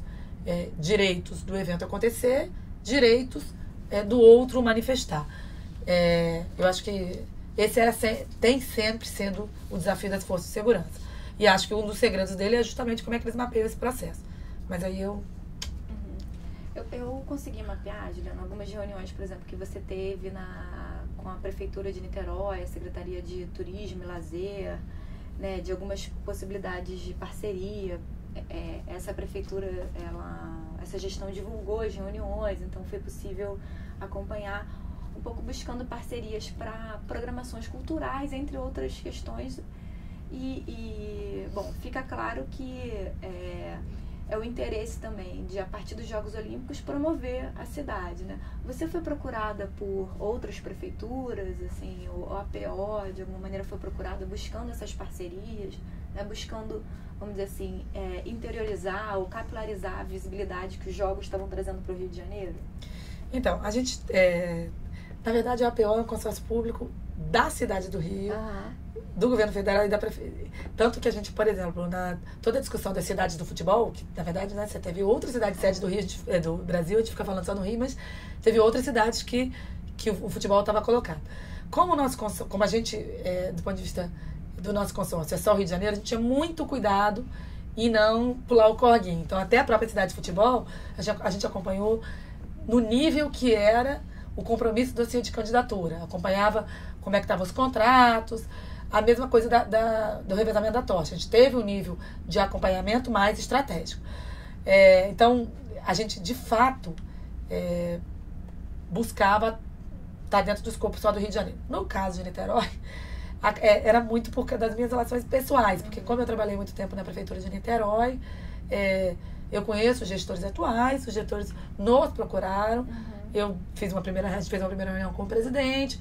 Niterói tem uma coisa muito específica, é do lado, né? É muito perto. É quase então, como se fosse. É como se fosse. Então, os impactos, especialmente na rede hoteleira, especialmente na programação cultural que a gente ajudou a construir, não dava para dizer, não vou ajudar, não vou relacionar, não vou ajudar. Então, tinha uma coisa muito da minha história pessoal nesse processo, e tinha essa história de estar do lado e das demandas que eles propuseram a gente ajudar. Eu tive até agora, semana passada, com o presidente da empresa de turismo, e eu perguntei, e aí, Haddad, as expectativas, ele e a Juliana superaram todas as expectativas. A única coisa que não aconteceu foi os motorhomes.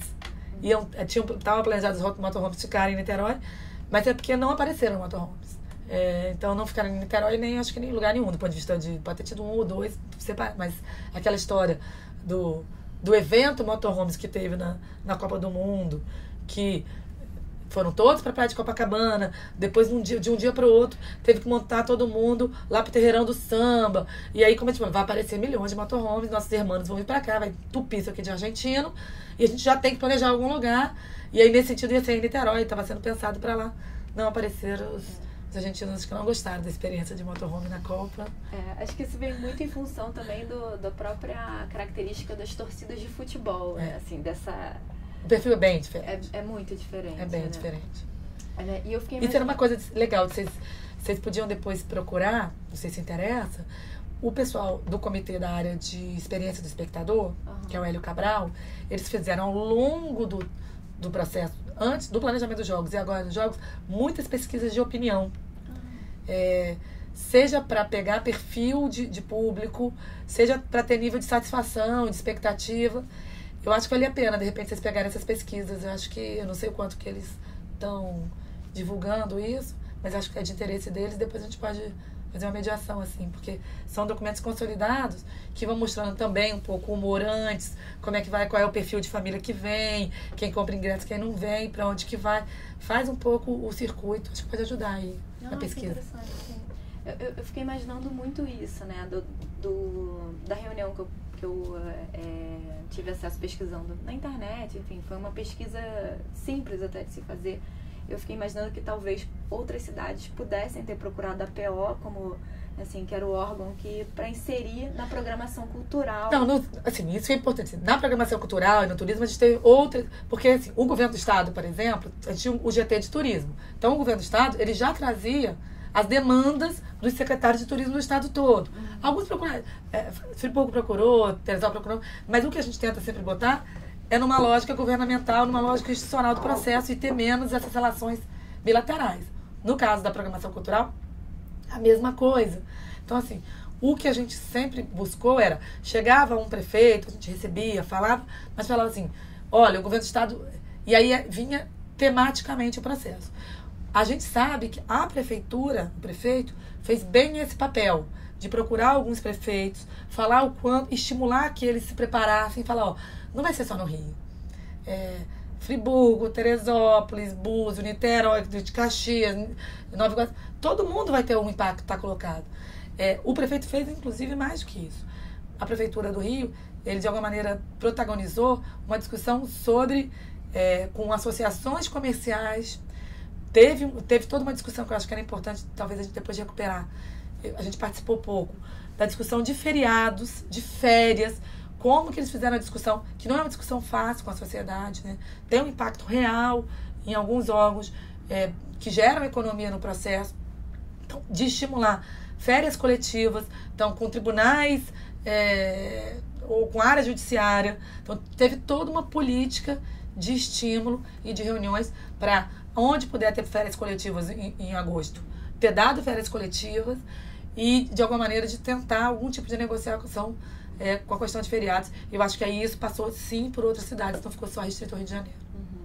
E aí, aproveitando o gancho, né, falando um pouco da programação cultural, né? Acho que você já falou um pouco na segunda-feira, né, dos sports presentations, entre outras questões, mas que é um pouco isso, né, do ponto de vista do MINC, tinha a previsão de uma programação cultural e também do comitê muito mais intensa, que acabou não se concretizando. E a PO um pouco estava, pelo que eu entendi, né, pelo próprio papel da PO, articulando, fazendo, vamos dizer assim, a costura dessas várias programações em várias esferas, né. E aí, assim, pensando até o processo de demissão, né, assim, antes das Olimpíadas, a gente teve demissões na PO, né, o superintendente de cultura, ele foi demitido, né, o Marcelo Veloso, né, aí eu queria, assim, te ouvir sobre esse processo de costura dessa programação cultural frente a esses cenários, assim, do ponto de vista da PO. Então, vamos lá. Então, eu vou recuperar um pouquinho, vou repetir um pouquinho o que eu falei na sessão passada e recuperar lá atrás. Assim, desde os primeiros anos, inclusive muito antes de eu chegar lá, tinha um grupo de trabalho, na APO tinha um superintendente mega qualificado na área de cultura, e sempre o papel da APO foi tentar colocar na mesa os índices e dizer, vamos fazer uma programação integrada, porque isso vai potencializar todos os lados. Nossa avaliação, aí é muito Juliana, até 2015, as conversas tiveram um nível de maturidade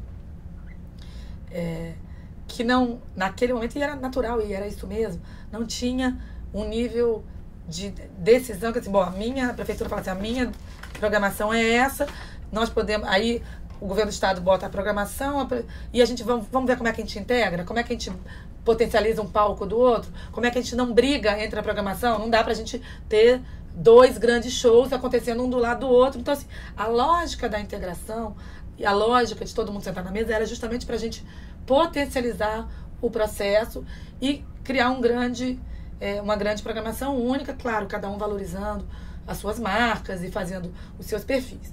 Desde sempre, eu não acho que nunca teve nenhuma resistência a esse processo. Todos enxergaram o quanto que isso ia ser produtivo para cada um. O que eu acho que não tinha, especialmente até 2015, eram algumas definições. Acho que eu falei isso antes e falo mais. Acho que a prefeitura foi a que mais rapidamente definiu a sua programação, mais rapidamente colocou de pé, mais rapidamente conseguiu meios para colocar de pé e tinha aquilo bonitinho pensado.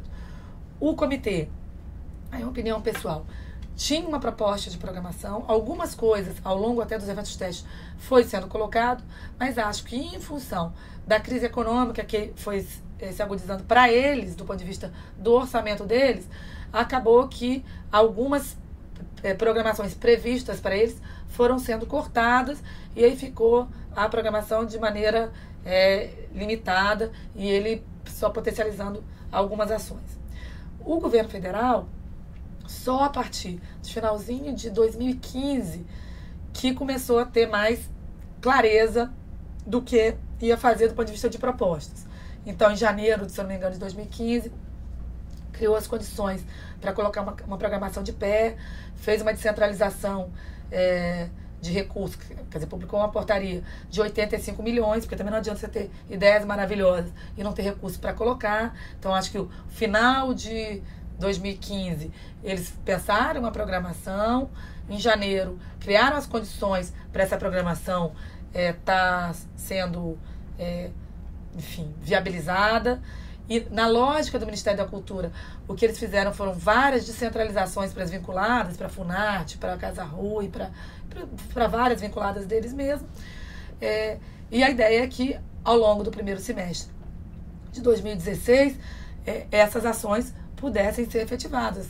Editais publicados, contratações feitas. Como é que a APO está nessa história? A APO, do ponto de vista de todas as outras ações, ela tem um papel de monitoramento, acompanhamento, articulação e integração. Ponto. Nesse caso específico da cultura, a gestão anterior, a gestão do ministro Juca, solicitou o apoio porque eles estavam em Brasília, porque eles sabiam que era necessário ter uma articulação no Rio de Janeiro. Solicitou que a APO pudesse dar um apoio um pouco mais intenso nesse processo. E, nesse sentido, criou um grupo de trabalho em portaria, em que 2 pessoas da APO pudessem estar participando um pouco mais desse comitê executivo desse processo. Por isso, a APO ganhou, vamos dizer, não protagonismo no comitê, mas ganhou um papel importante na formulação das políticas, numa lógica de apoio a um ente federado. Se a gente for olhar a portaria, está dentro do nosso escopo legal. Foi solicitado pelo um ente federado um apoio e a participação de um comitê, e aí tinham 2 funcionários da APO que faziam isso. E, nesse sentido, eles ajudaram a formular essa proposta. Essa proposta foi anunciada pelo ministro Juca Ferreira, tinha um escopo pensado, algumas coisas já, do ponto de vista do recurso, já descentralizadas, algumas coisas já contratadas, outras não. O que aconteceu foi que, com a mudança de gestão e assunção de um novo ministro, mudança de gestão, ele resolveu rever, analisar essa nova proposta. Não sou eu que estou falando, ele mesmo falou numa entrevista coletiva, algumas questões ele avaliou que ou não eram pertinentes, ou não estavam com maturidade suficiente para ser colocadas, ou que estavam atrasadas. Outras questões, até onde eu sei, eu não tenho clareza absoluta, que eu acabei não acompanhando direitinho, outras questões, eles avaliaram que era melhor jogar para o Paralímpico. Então, de fato, a programação da gestão anterior teve um nível de aproveitamento limitado do processo. No que diz respeito à APO, essas pessoas que estavam apoiando e a Superintendência de Cultura, a nova gestão falou, não, pode deixar que agora a gente toca, esse nível de apoio da APO não precisa, esse comitê se desfez e, portanto, a área de cultura da APO foi sendo desmobilizada. A APO ela vai ser desmobilizada, quer dizer, tem um período, a nova gestão pode pensar, mas assim, no nosso planejamento, ela tinha um nível de desmobilização que começou ao longo de 2016. E, vamos dizer, a área da cultura como área foi a primeira área a ser desmobilizada integralmente.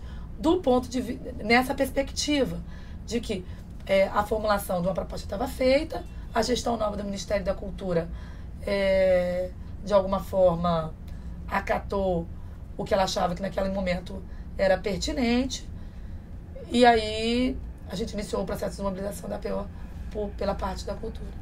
Você começou a contar aqui pra gente, Juliana, do processo de mobilização da APO, né?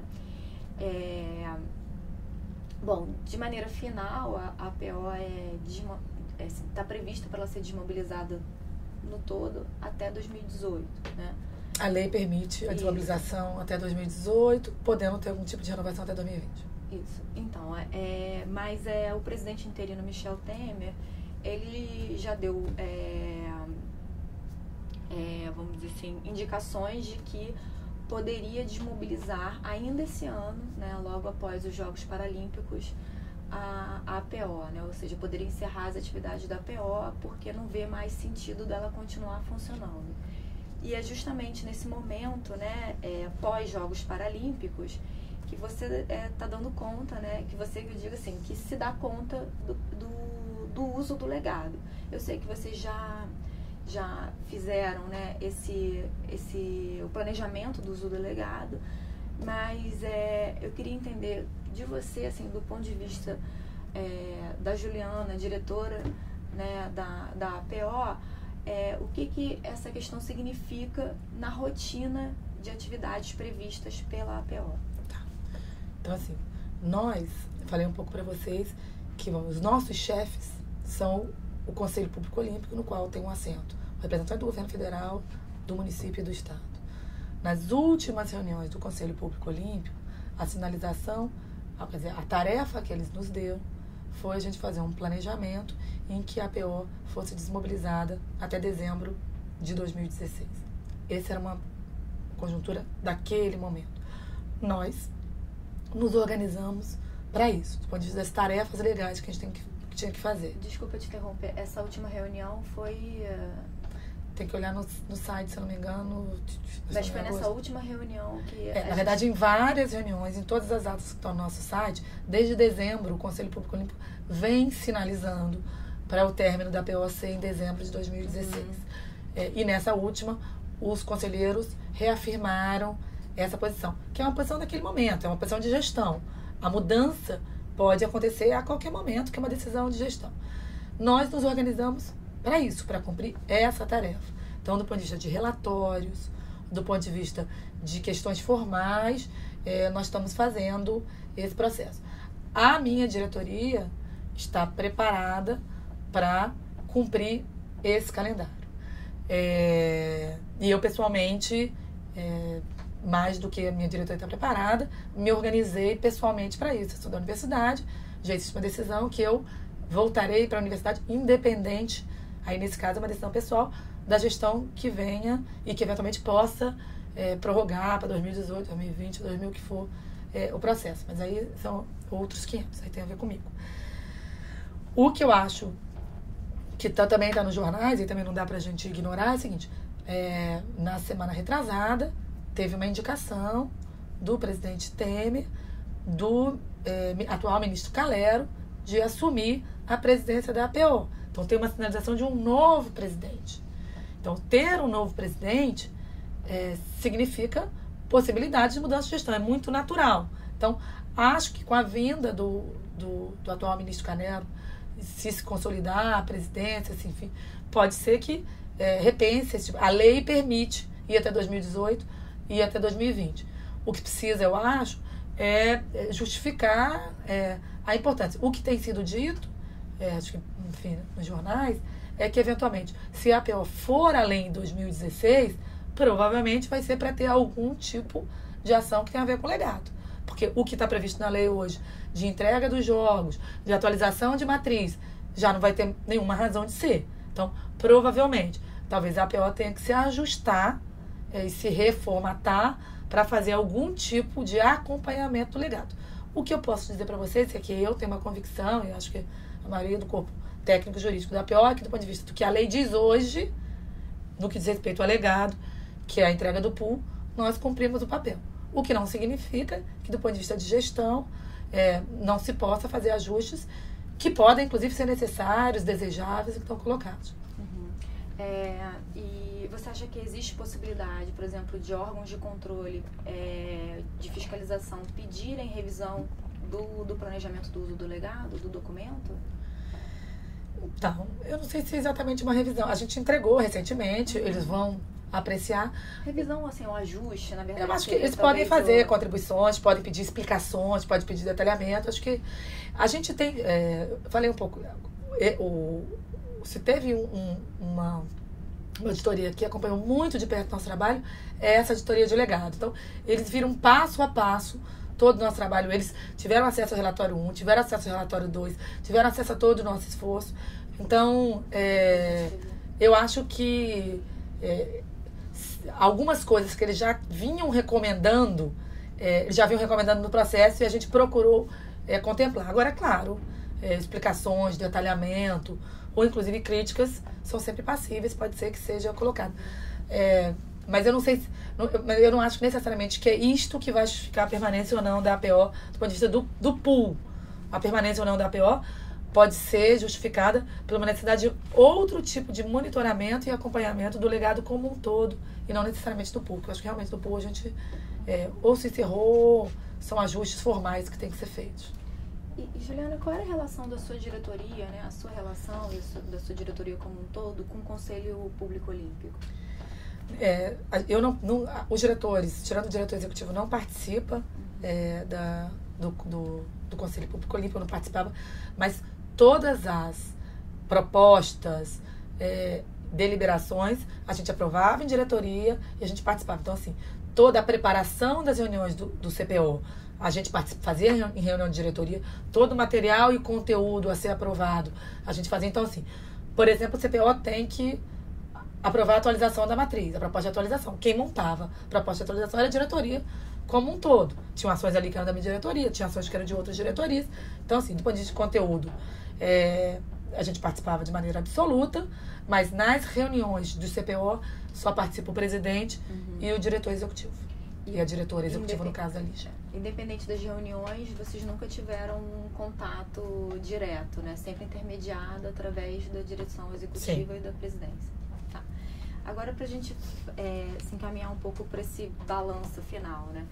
Eu sei que acaba sendo um balanço provisório, porque afinal de contas os Jogos Paralímpicos não aconteceram, mas na segunda você falou um pouco, hoje você falou um pouco desse processo todo de governança, de erros e acertos, né? Então, fazendo um primeiro balanço, né? O que você apontaria como erros ou acertos, assim, que você, assim, nesse momento de organização final, que você organizaria aqui pra gente? Eu vou tentar fazer uma separação entre uma coisa mais, olhando para a PO mais interna e olhando para um processo mais externo. Assim. Na primeira, assim, não dá para eu não registrar, que eu acho que eu acabei na primeira sessão falando muito da primeira fase da PO, que é uma fase, inclusive, que eu nem vivi, então, que eu ouvi dizer, então assim, pouco, inclusive, razoável, que foi toda a gestão do ex-ministro Márcio Fortes e tal, e essa entrada do general Fernando. Mas eu quero dizer que assim, a minha vivência na PO real, absoluta e mais efetiva foi com o presidente Marcelo Pedroso, que é uma figura excepcional, que é uma figura que liderou de maneira, na minha opinião, brilhante o processo, do ponto de vista democrático. Ele valoriza, ele ouve, ele escuta, ele apoia. Então, acho que a figura do Marcelo foi uma figura central no processo de atuação da PO, porque eu acho que ele, seja pelas qualidades pessoais, seja pelas qualidades profissionais, ele conseguiu compreender que a PO só teria um papel efetivo se ele, de fato, fosse visto pelos entes como uma entidade integradora, útil, facilitadora e articuladora. Eu acho que ele, o tempo inteiro, nos comandava e nos coordenava desse processo. Por outro lado, tem uma figura que é fundamental, que é a figura da Lígia, que é a diretora executiva, porque, bem ou mal, a despeito da gente não fazer grandes contratações, não fazer nada, é uma autarquia. Então, nesse sentido, você tem uma vida burocrática ali, em que a diretoria executiva de qualquer lugar, de qualquer instituição, é o lugar mais pesado, é aquele lugar que contrata, que cuida de RH, Então, assim, ter a Lígia e ela acumulando a diretoria executiva e a diretoria de integração fez toda a diferença. Porque eu já tinha valorizado, então, assim, aí puxando um pouco pro acerto. Eu acho que o erro da PO, no sentido do balanço, foi a gente ter entrado num processo, ter vivido um momento, aí pensando na instituição como um todo, em que a gente não foi vista como deveria ser vista desde sempre, como um órgão que ia auxiliar, que ia integrar e que, portanto, podia não ter um papel claro nesse processo. Então, acho que esse começo foi difícil da gente se mostrar necessário, não só como que a lei manda, como de fato a ajudar no processo. E aí eu acho que precisou de tempo, de maturidade e de você ir conquistando a confiança das pessoas e dos entes para isso. O grande acerto da APO foi justamente garantir essa identidade. Eu acho que quem garantiu essa identidade foi a gente ter montado um sistema, seja para os órgãos, seja para os entes, seja para os órgãos fiscalizadores, seja para a gente, que tinha uma metodologia de trabalho, que tinha uma razão de ser, que tinha uma forma cotidiana e uma rotina de acompanhamento, e que esse acompanhamento gerava algum tipo de antecipação, de ajuda na solução do problema. Então, o grande acerto, para mim, foi a montagem do sistema, foi a montagem de uma metodologia e foi convencer a equipe, e a equipe foi se convencendo no processo que aquele sistema tem que ser atualizado. Qualquer um que trabalha com o sistema sabe que o mais fácil é ter o sistema lá. Todo mundo aí vende um monte de sistemas. O difícil são as equipes entenderem a necessidade de estar cotidianamente atualizando aquilo. Porque o ser humano, ele trabalha assim, por que eu vou botar esse sistema? Eu tenho lá na minha planilha Excel, tá na minha máquina, tá no meu Word, eu já aprendi, por que eu preciso? Então, assim, ter essa rotina de deixar registrado, deixar para um processo de governança e entender que para os outros é fundamental, eu acho que foi o grande acerto. E aí, nesse sentido, mais uma vez, a diretoria de integração, ter criado uma diretoria de integração com o compromisso que a Liz já tem, fez toda a diferença. Então, olhando um pouco para a PO, eu acho que erros e acertos foram esses. O desafio era enorme. Acho que a governança, ela foi sendo... A gente brinca que a governança é uma grande aranha, né? Porque tem milhões de coisas. E a PO com a fragilidade, no sentido de que não tem dinheiro, não tem poder coercitivo, não pode multar, teve que se colocar nesse processo. Olhando para os jogos como um todo. Eu não sei se teve erro, porque, aliás, tem milhões de erros operacionais, erros de todas as naturezas. Acho que... mas acho que talvez o grande desafio foi essa conjuntura final de crise política, econômica, de gestão e de governança. Acho que esse foi talvez o grande desafio e... O grande acerto é estar junto. Mesmo com tudo isso, estar junto, estar se ajudando, estar se colocando e contar com, de fato, o engajamento de todo mundo. Acho que do povo brasileiro. Quer dizer, foram muitos anos. Isso eu falei na primeira sessão, quero falar de novo. Assim. Esses jogos, quer dizer, 2009 foi quando venceu, né? E eu não tenho dúvida que aquilo que a gente falou um pouquinho antes, né? Ninguém acreditava que o Brasil... Quer dizer, tinha chance do Brasil ganhar, tinha chance do Rio de Janeiro ganhar. Mas assim, não era uma pule de 10. Não era... Tinha muitas dúvidas. Especialmente porque, do ponto de vista tinham cidades mais preparadas do ponto de vista do COI para isso. Então, assim, eu não tenho dúvida que aquela foto que tem o Lula, Eduardo Paz e Sérgio Cabral, e que naquele momento a integração era totalmente verdadeira, e quando o COI, de alguma forma, fala é importante ter a PO, não ter a PO, ter uma instituição para integrar, porque ele imaginava que em algum momento esses três entes podiam não estar tão totalmente afinados como estava naquele momento. E acabou a conjuntura sendo um pouco assim. Mas eu não tenho dúvida que o presidente Lula teve um papel fundamental ao conversar, por exemplo, com os representantes, sei lá, da África ou dos países subdesenvolvidos, falando assim, um discurso de ser fundamental ter uma Olimpíada na América do Sul, num país que não está no G4, é fundamental. Então, tinha um apelo. E, ao mesmo tempo, a gente tinha muita segurança que a gente podia entregar os jogos. Entregar de fato, entregar do jeito que a gente tem que entregar. Não sendo o país mais maravilhoso do mundo. Mas com dignidade, com eficiência, com competência. E aí não é discurso samba do pé. E com o nível de engajamento que a gente tem, né? De felicidade, de alegria, de paixão, que também, se fosse só isso, não valeria, não é só carnaval que está colocado. Se ralou-se muito para entregar de maneira competente todas as questões técnicas. Então, os ministros dos jogos foram de excelência. Todos os nossos serviços foram brilhantes. Ninguém acreditava a questão do controle de dopagem, que foi um grande problema. Então, desafios grandes, manter a integração, manter uma governança num país federativo que está colocado. Acho que não foi um desafio só nosso, acho que não foi a PO só que garantiu, mas a gente buscou isso o tempo todo. Principais acertos. Continuar criando fóruns para isso, continuar trabalhando para isso, continuar acreditando que a gente ia conseguir, como acho que a gente conseguiu, os Paralímpicos falta um pouquinho, mas eu tenho muita segurança que enfim, está tudo pronto. Agora que o Brasil ficar entre os 5 nos Paralímpicos, que merece, nossos atletas são geniais. Assim.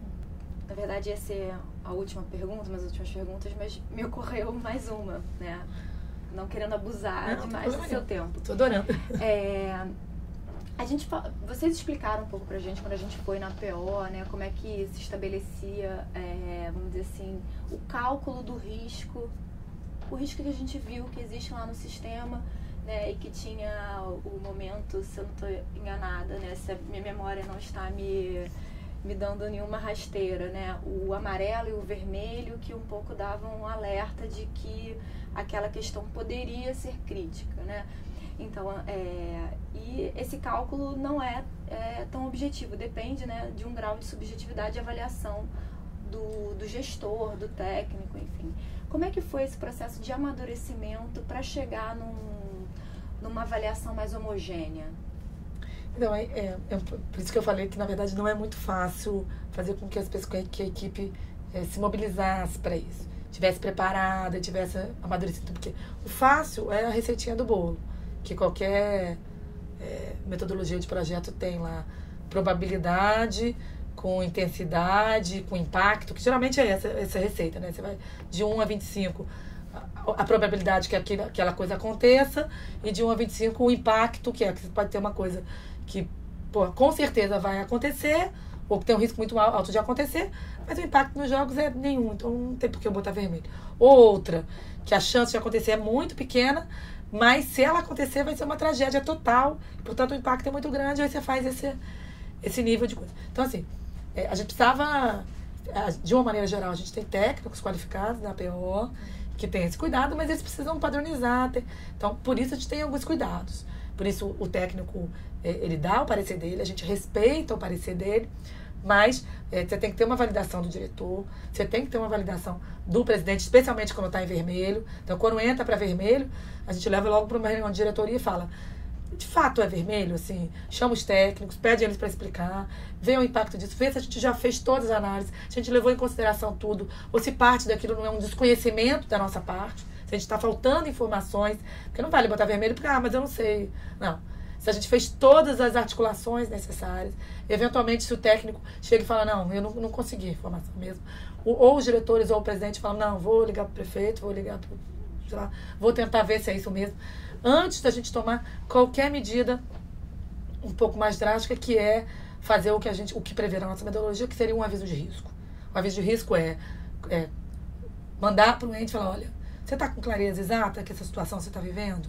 Você já está, a gente está, e junto com o aviso de risco a gente faz algumas propostas de soluções que estão colocadas. Então, antes disso, porque a gente sabe porque normalmente, inclusive, quando chega isso, o ente já sabe muito antes da gente, porque ele está vivendo aquilo, porque aquilo é uma responsabilidade dele.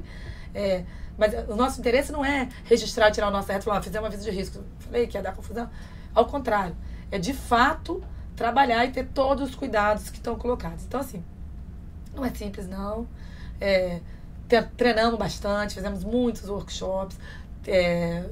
Acho que esse foi um processo que foi amadurecendo, o sistema foi amadurecendo também. E, por outro lado, a gente tinha cuidados políticos com o processo. Disso, de ver se de fato a gente tinha ido no limite de ter conseguido todas as informações, se a nossa análise tinha um nível de objetividade e de consistência importante, que não é uma análise de um técnico nosso que resolveu se posicionar ali, porque é sério, é muito sério. E acho que ao longo do tempo isso se demonstrou. As questões que a gente levantou como questões preocupantes, que a gente levou para o CPO, levamos como contribuição que naquele momento tinha importância. Então, por exemplo, no momento do descredenciamento do laboratório de dopagem, foi uma coisa que foi durante muito tempo em vermelho. A gente trabalhou muito longamente para isso. No caso de obras, o atraso das obras, que ficou mais tempo pra gente, foi o atraso das obras do velódromo, e que a gente não escondia de ninguém, o prefeito falava isso, e a gente acompanhou de perto o processo de ação que o prefeito fez para solucionar o problema. Teve em alguns momentos a questão do mormo, da questão dos equinos, entrou pesadamente nesse processo.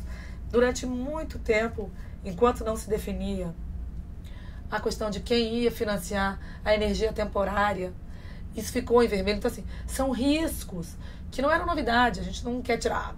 Ninguém viu que isso aqui não estava em vermelho, a gente que é pior que viu. Não, ao contrário. Na maioria dos riscos que a gente colocou, que a gente consolidou, que a gente formalizou, era um risco que todo mundo poderia saber, mas que a gente tinha a obrigação de ter um quadro analítico mais consistente, mais tecnicamente colocado, porque a gente formalizou aquilo para os entes. E a pior das situações que a gente poderia viver, que a gente não viveu, é a gente formalizar uma coisa e a gente falar, não, mas você está totalmente desatualizado, você está colocando, não está valendo. Então, isso pra gente era pior dos mundos. E a gente não viveu isso hora nenhuma, então nesse sentido acho que a gente teve um sucesso nesse processo. Tem uma dimensão que eu acho que é interessante, você falou agora um pouco, né, mas que talvez seja bom, enfim, insistir, né, só por exemplo, no caso do metrô, né, eu lembro... Ficou no vermelho também. E agora tinha uma discussão em que medida, por exemplo, o metrô não ser entregue, ele seria um impacto real para o funcionamento dos jogos, né? Ou seja, os jogos continuariam existindo sem metrô. Isso. Ele teve no vermelho, era uma coisa que a gente sabia que era central para a mobilidade dos jogos, e era de fato. E a gente, todos, especialmente o governo do estado, foram monitorando. Agora, tinha plano B. Se não tivesse metrô, ia rodar com ônibus. E a gente não ia mudar a lógica da concepção inicial de transporte público, que aí sim estragaria todo o conceito do processo que está colocado. Então, assim, uma das coisas importantes, e a prefeitura trabalhou longamente para isso, e o COI também, e o COI exigia isso, era, não tendo metrô, quais são os planos de contingência para esse processo. Mas é isso, assim, tinham coisas, assim, se não tivesse uma solução para dopagem, não tem jogos.